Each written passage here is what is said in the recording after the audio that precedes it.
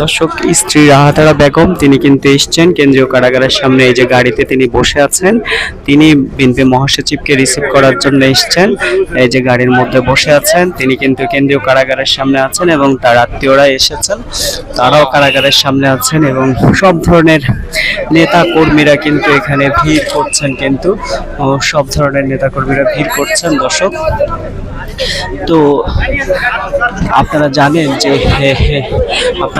যে উনি আসলে এই যে স্ত্রী রাহাতারা বেগম, উনি নামছেন, উনি ধীরে ধীরে কিন্তু গাড়ি থেকে নামছেন। এই যে স্ত্রী রাহাতারা বেগম, আমরা দেখতে পাচ্ছি যে সব মিডিয়াগুলো প্রচুর ভিড়, এখানে কিন্তু উপচে পড়া ভিড় দেখা যাচ্ছে। এই যে উনি কিন্তু ধীরে ধীরে কিন্তু আগাচ্ছেন, তাকে আসলে কারাগারে নেওয়া হচ্ছে, কারাগারের ভিতরে যাচ্ছেন উনি।